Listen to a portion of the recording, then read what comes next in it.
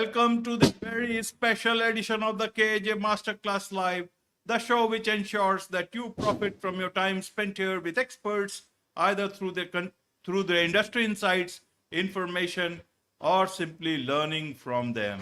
And today we have David Beckemeyer. He is an expert in polarization and media literacy, focusing on reducing toxic outrage and promoting civil discourses. He is the host of the Outrage Overload podcast. Welcome to the show, David. Oh, thank you so much for having me. I'm glad to be here. It's my pleasure. You are welcome. Welcome to the show. Welcome to India in this online form. And I'm sure not just in India, but a lot of people across the globe will benefit from what we are going to talk right now. We'll be talking about how one can break free from political polarization. In this backdrop, we'll have a discussion. But first, David, let's understand a bit about your background, your tech background, especially a bit about your journey so that the audience knows who they are listening to. Yeah, great. Okay, well, I'll try to keep it short. I was in tech for quite a while. I kind of moved up through the ranks, started as just a low-level developer, worked up, kind of became a tech executive. I was sort of caught up. I was using the internet in the beginning to kind of run my business and be able to create a global business. But then those skills about knowing how the internet worked became kind of a primary skill people were interested in. And that's kind of where my where I ended up going. So I ended up being helping internet provider here in the States called Earthlink get started, and I was with them, and we helped roll out dial-up internet back in those days, but internet for the average masses to be able to get online. And so that was a big sweep in the 90s where average people would get online. And so I played a role in that. And then, so I was in tech for quite a while, moved into more the investing side later, and working with founders and tech startups in the Silicon Valley world. Then I retired from that space recently, and we were all kind of caught up in a lot of this political stuff. So we have a lot of friends breaking friendships, and so and so grandpa's not allowed to come to Uncle Bob's not coming to Thanksgiving anymore, and things like that. And so everybody seems to have a story like that in their lives. And so I was seeing that in my circle, in my life, and I thought it was an interesting thing to look into.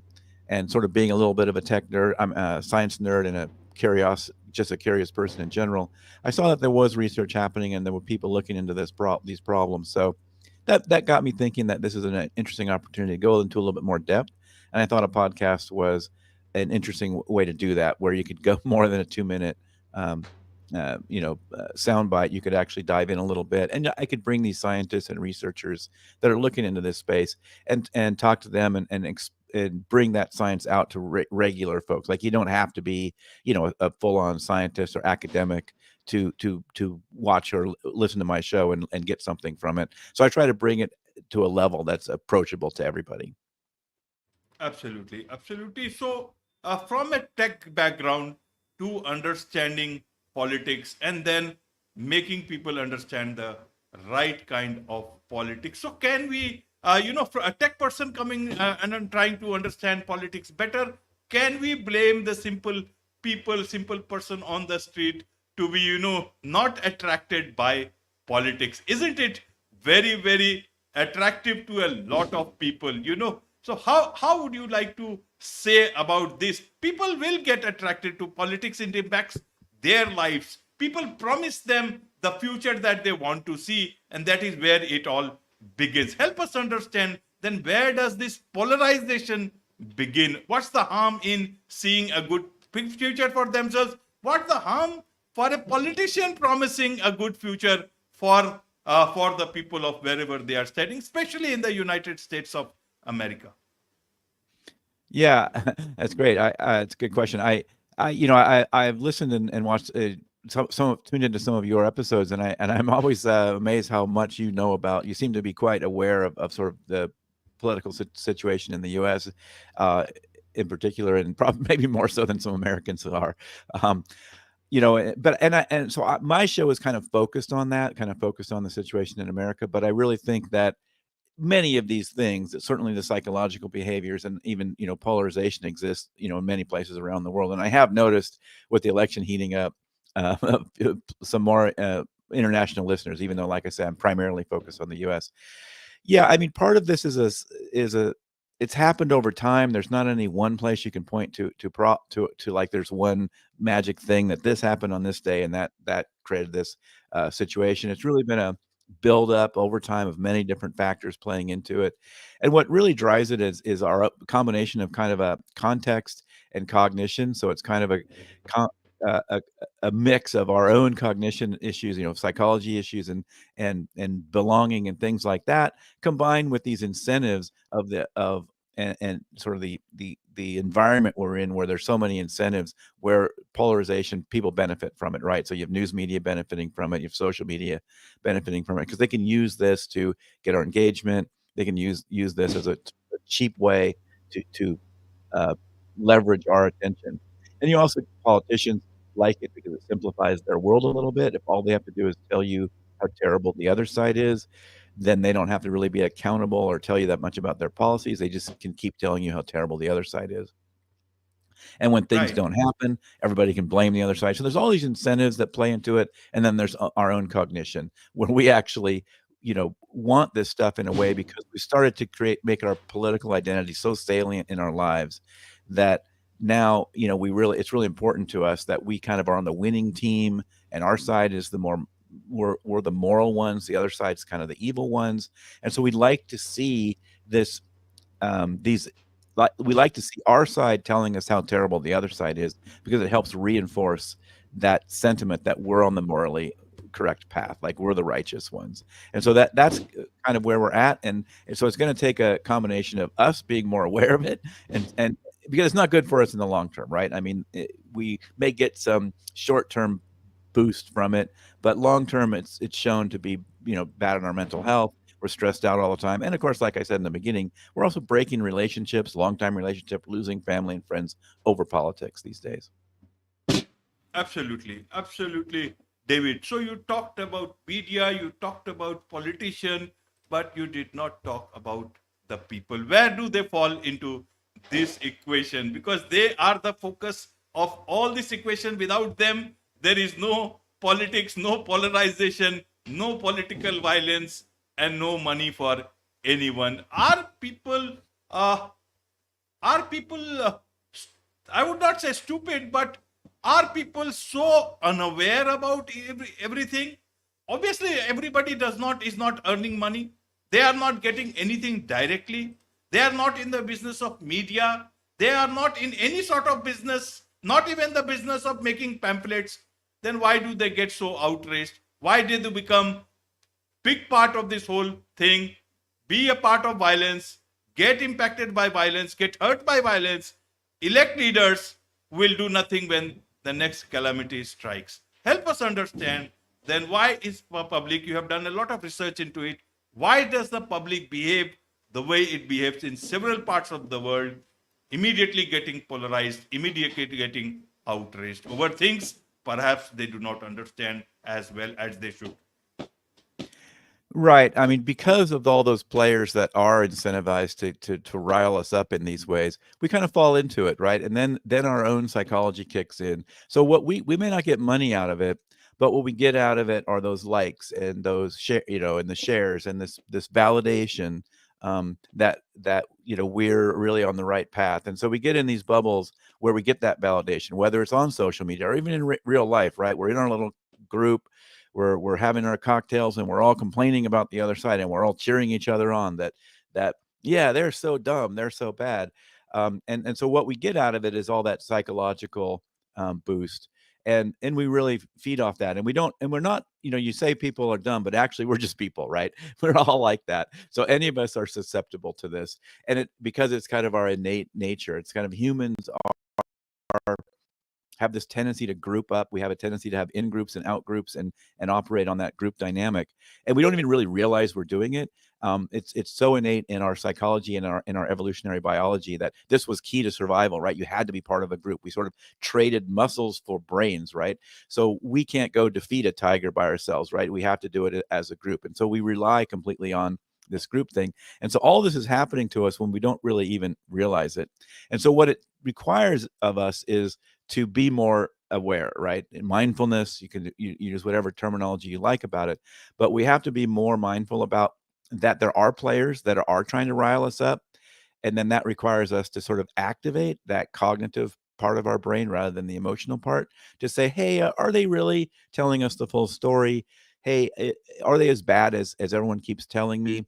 And it can be really hard to do those things because, like I said, there's so many people that will feed you what you want, right? You want to be told you're right, they're wrong. And we fall into that. So it requires us to be more, much more engaged in our own and much more aware of our own emotions in this. And and then and so you might not get some of that short-term juice of the social media likes and all that, but you'll get a lot less. You'll have a lot less of those long-term negative effects if you start to look at this in a little bit more um, measured way and ask those questions about, are these my is the partisan media I'm watching or tuning into on social media, is it really giving me the full story? Like, there's probably more to that story. Almost every time you see one of those stories about some outrage performed by somebody on the other side, there's almost more, always more of that story. And sure, sometimes there are things that are actually, pretty outrageous and you might want to react to those. But this problem is you can't be outraged about everything all the time and just live in this, just wallow in this in this pool of outrage. It's not good for you mentally. It's also not achieving anything. To just get together with your friends and complain about the other side. There's a line, I forget exactly the quote, but it's along the lines of, if you want to work on peace, you don't talk to your friends, you talk to your enemies, right? And and that's something we're just not doing very much, and we're not very good at it because we don't have it much practice at it, and it's not modeled for us on TV. It's not modeled for us on social media. So we have a ways to go, and so we are definitely part of the problem, right? We are the ones that keep consuming this media and keep encouraging it, basically. Right, right, David. So you have done a lot of research.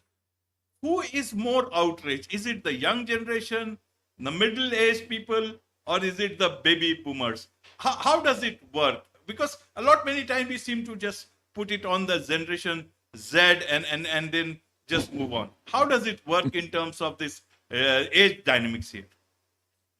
I think in terms of age demographics, it's pretty, cross-cutting. It's I don't think there's one group. I mean, each different group may have their own sort of reasons about what they're outraged about, and they may be more likely to do it, but they all seem to do it about the same rate. What you really find is that there's these more extremes that drive a lot of it. And so then that can in turn create a, like a negative spiral, because those extremes sort of get the attention. They're the ones we see on TV. They're the ones you obviously see in social media. They dominate the forums in social media, right? And they dominate with the algorithms because they're the ones who get the likes and the shares and the reactions. And so this is so we get a misperception because of that, when actually they're the minority, but they seem like they're the majority because they're the ones kind of occupying all the space in media of various forms. And and so then what happens is you kind of start feeling like, I'm not part of this. Like, I'm out of it a little bit, and there's no place for me. Or all these people are super outraged, and then that creates you to think, well, the other side is more extreme than they really are. They hate me more than they really do, and all these misperceptions then feed you to go, well, now I dislike them more. So it's kind of a negative spiral there. But demographically, I don't think there's one group that totally dominates this. You could say the boomers a little bit, maybe. But really, I think it goes across age groups, and it is more about this the minority of these extremes really drive this, and then they kind of suck the rest of us in. Right, right, David. So you have a tech background. You know about tech. Would you blame technology for advent of technology because everyone can show outrage on their phone itself and then it spirals out of hand? Would you blame that? Earlier on, what was the level of outrage? Because people then had to come out on the streets. You could not be faceless, nameless. Here you can be that. So you don't know whether that outrage is manufactured, sponsored, or or anything that we may want to say, or foreign sponsored, especially. Just we saw in some of these universities very recently. Yeah, I mean, like I said, there's not any one thing you can point to that's our one everything is there. Like that's the one thing, and we just fix that one thing.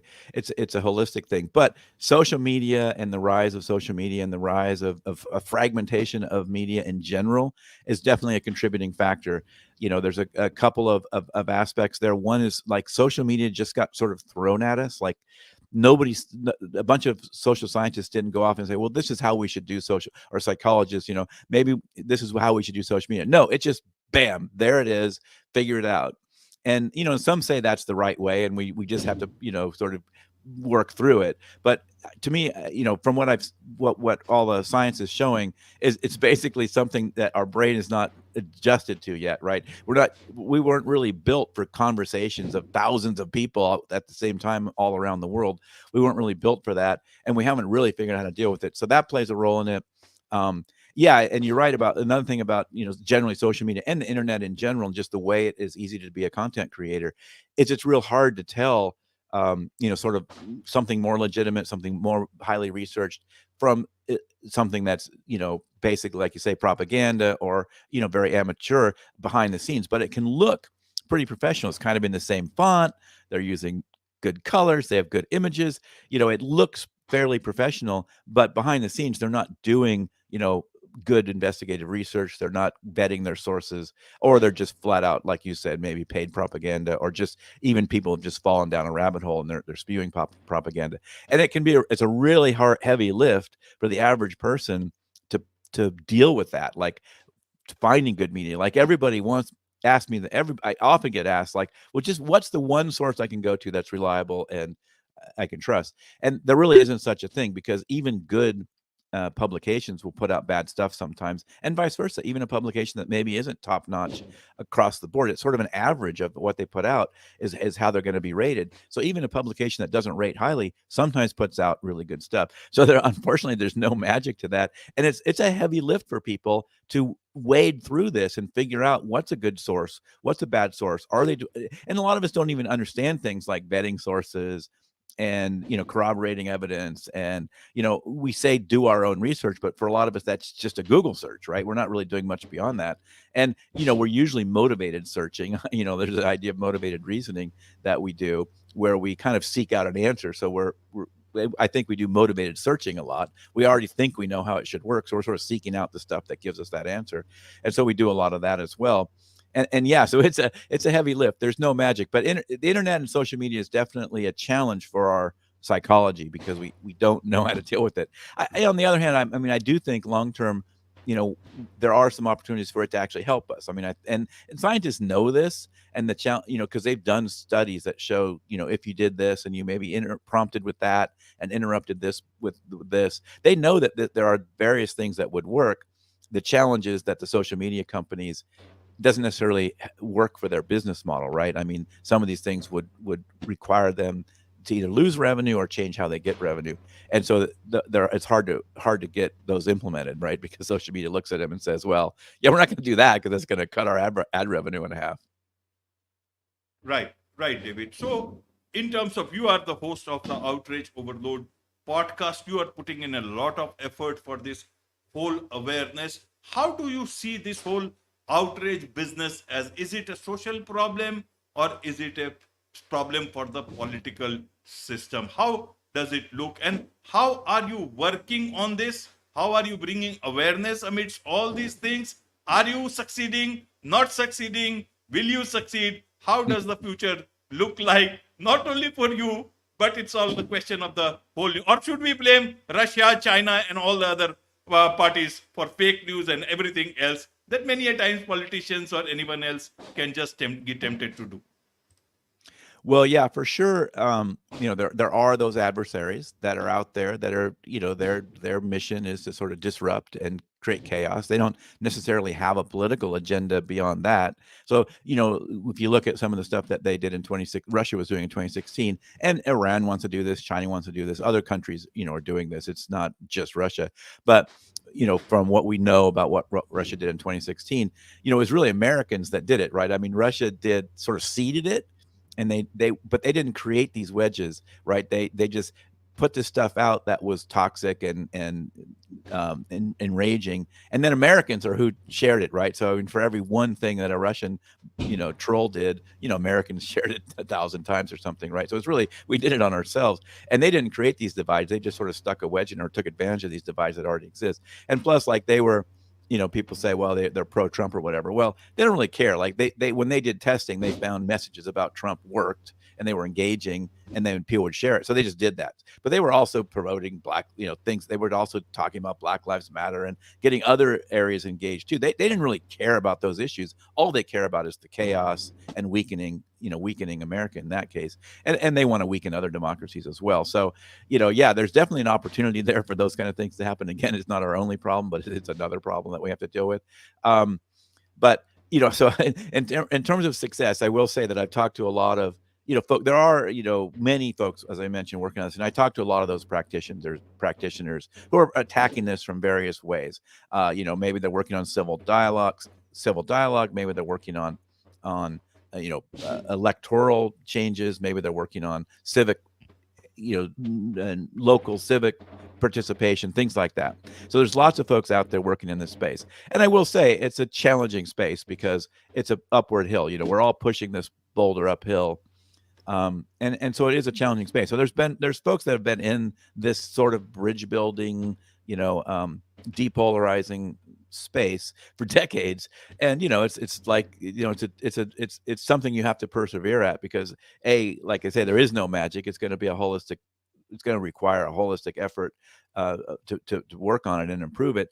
But you kind of keep doing it because that's human nature, right? I mean, you could sit here and say, well, you can't fix it, it's too hard, so stop, and then what, right? So somebody's got to work on it. So that's kind of where we come from. For me, for every listener that I get feedback about who said, hey, I was able to repair a relationship with a family member, I was able to better work through the election, I was better, for every listener that has a story like that's a success story for me. And maybe 3 of those stories a year, maybe that's all I get, right? But for every story like that's will kind of keep me going. And I do feel like the long-term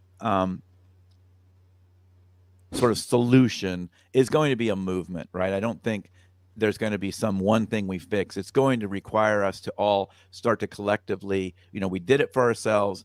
That helped us deal with this situation. Okay, now tell your friends and start to create a movement out of that. And that's what I think will ultimately be the way that we get out of this, is that some kind of a spark will ignite and we'll start to reverse this course, because we'll just be sick of it. And you're starting to see indicators of that a lot of people are kind of sick of it. Like, they may not know exactly what to do. They may, at the same time they're sick of it, still fall into it sometimes. We all do. We're all human. But they're sort of like, they realize this is not effective and it's not achieving our goals. So I think you're starting to see that. And so I do see that possibility for that spark to ignite one day. And things can change fast once they change, even if they take a long time to start changing. Once they begin to change, they can change fast. And that's my sort of how I stay hopeful, is that spark will ultimately occur, and blam, this will change pretty quickly. Right, David. You put the onus a lot on the people itself. What about the political parties and political system? Is it because there are only two parties? The irony is these people cannot talk and think about that. Okay, we will not go for any sort of talk which can polarize this. So is it time for you always blame it's China is one party system, you have two party system. In the namesake only multi-party system. So two-party system should actually turn into many-party system, and that is where the polarization will be difficult for some of these politicians to do. Do you think that is the way out, and we should put the onus on social scientists, political scientists, to bring around the new some sort of a change in that there is more than two parties, people have more options, there are more diverse voices, and polarization becomes less and less? How does this sound, instead of just putting all the onus on the people of the great United States of America? Yeah. Well, yeah, and a lot of people do think the two-party system, and particularly just the way, even improving the way the two-party system works, is another thing that some people are looking at with some of these electoral ideas and reforms. And again, I don't think there's any one thing that you can just fix and magically do it. But I think there's definitely room for improvement in our two-party system. And there are a lot of people looking into ways to do that. Now, these are challenging things to change because there's a lot of power behind it. Some of this has been long term. We've got in the U.S. particularly, we've got a sort of complicated system about a federated system where some parts of all that whole process are delegated to states and local jurisdictions. So the federal government can't just come in and say, "Hey, we're going to do it like this." So there's a lot of sort of legislative challenges to make reforms there happen. Um, and so one reason I focus on sort of the people is because we have agency in this and we have more power than we think we do. I mean, these politicians, have to they're trying to appease us and get our votes. So they do have to listen to us at some point if they want to keep winning elections. So we do have power in that part of this power equation.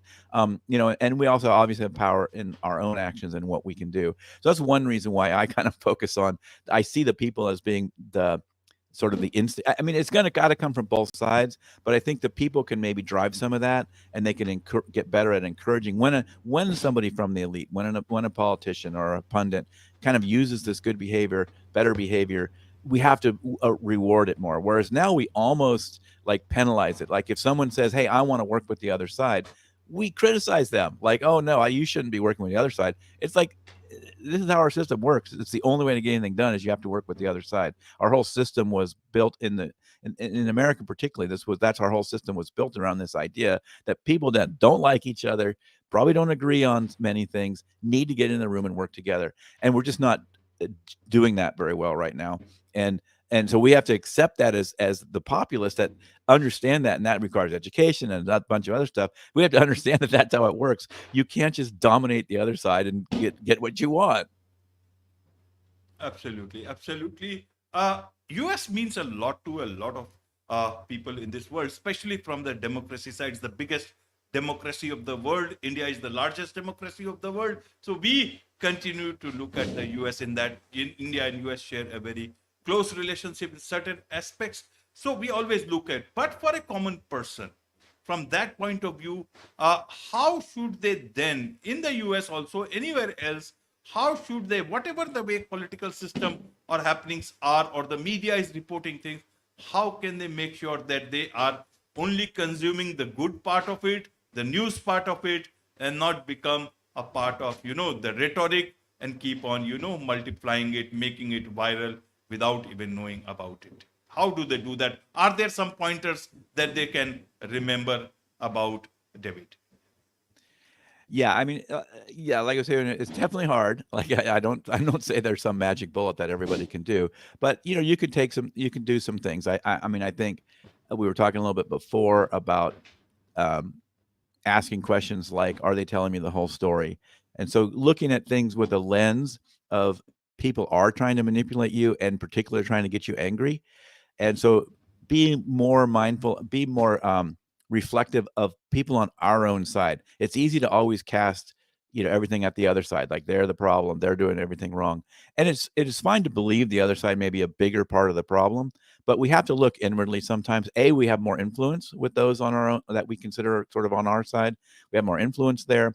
And also we can start to maybe change the tune of how our side behaves faster than we can change the tune of the other side. So it's a little bit of an arms race, a little bit of a prisoner's dilemma type thing where people are afraid, like if I change first, the other side doesn't, then I have imbalanced the equation.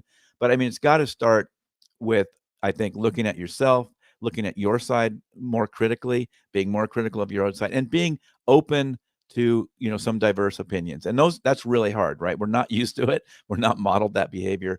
And and I'm not saying, a lot of people are sort of concerned that they're afraid to hear the other side because, well, they're going to try to convince me, they're going to try to change my mind. Well, you don't have to change your mind. Just listening to the other side, that doesn't mean you have to change your mind. Like, you aren't promising to agree with them, you aren't promising anything except listening and trying to understand where they're coming from better. And I think that's where the media is typically not helping us, and the social media environments are not helping us because they want to frame everything in the worst possible light. And so trying to, maybe find those cases where there's, try to find the reasonableness in your opponent's, narrative, in your opponent's reasoning about how they got there, starting to believe they can reason, because we sometimes just believe the other side is so stupid they can't even think, and and all that stuff falls, just makes us fall apart because now we become sort of immune to new information. So I think some of those are the big things. I can be more sort of mindful of my own emotions. I can be more mindful that people are trying to manipulate me and make me mad. And when I feel that way, that itself should be a question to say, hey, step back. Is this story giving me a full enough picture? Are they, because what you'll see a lot of times, you'll see one of these stories, so and so did this thing, and they'll kind of leave out a lot of the context, and they'll and so when you actually go look at it, it's like, okay, they did that thing, but it's kind of in this larger context, and it's maybe not, okay, maybe I'm not super thrilled about it, but it's not like as terrible, these evil people should be locked up immediately and put in jail as they kind of presented it. So I think that's one of the biggest things that'll help you deal with that. And then a hard one is trying to be more receptive of, and again, I'm not saying you're just listening to the other side doesn't mean you have to change your mind, but being more receptive to being exposed to and try to find the reasonableness in their arguments, which can be hard when it's often framed in the worst possible light. Absolutely. There's much to learn about all these things from you, David, and I'm sure a lot of people would like to learn more about you, more about your podcast, more about what you do. So, what is the best way for them to connect with you? Yeah, the best way is is you kind of start at the website that has all the information and all the contact information as well. And that website is outrageoverload.net. And many times people think I'm saying outrage overlord, but no, it's outrage overload, like a overloaded truck. So outrageoverload.net. And then if always open to direct contact, you can reach me on email at outrageoverload@gmail.com. And I'm Outrage Overload on all the socials and stuff. And all that info is on the website. Wonderful. With this, it's a wrap on this very special edition of the KJ Masterclass Live. Thank you so much indeed for joining us. Thank you.